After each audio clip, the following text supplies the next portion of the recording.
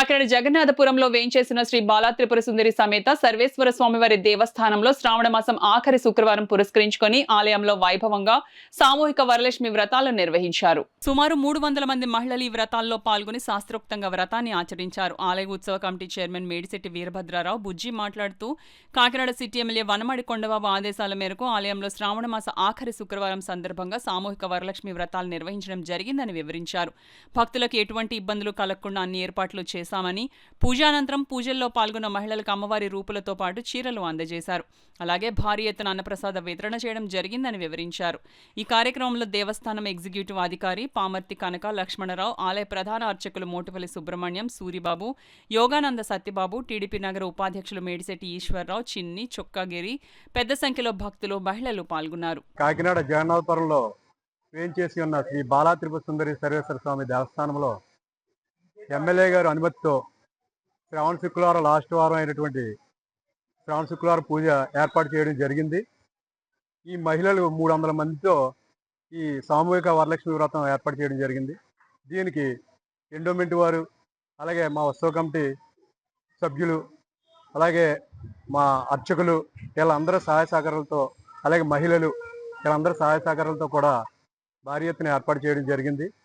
ఈ పూజ అయిన తర్వాత కూడా వీళ్ళకి అన్నప్రసాదం ఏర్పాటు చేయడం జరిగింది.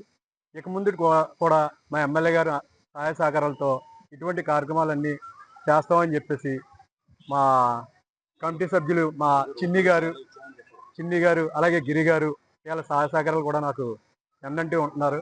అందరికీ కూడా రూపులు ఏర్పాటు చేయడం జరిగింది.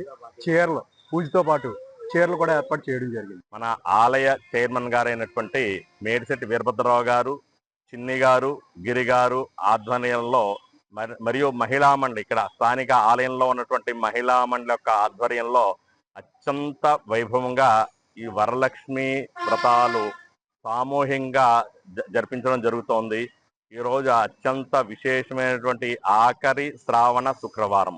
ఈరోజు ఈ వ్రతంలో పాల్గొని కానీ సుమారు 250 మంది, మేము 200 మంది అనుకుంటే 250 మంది దాటిపోయి సుమారు 300 మంది వరకు కూడా ఈ వ్రతం చేసుకోవడానికి మహిళలు అత్యంత ఉత్సాహంగా భక్తి శ్రద్ధలతోటి ఇక్కడికి వచ్చి ఈ వ్రతాన్ని చేసుకోవడం జరుగుతోంది.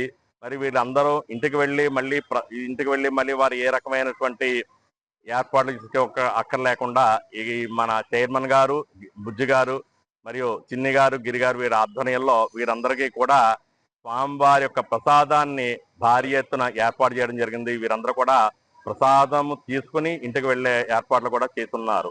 వారి ఆదేశాల మీద ఎంతో ఘనంగా ఇక్కడ ఏర్పాటు చేసి అంతే సంతోషంగా ఇక్కడ పూజా కార్యక్రమాలన్నీ కూడా మొదలు పెట్టడం జరిగింది.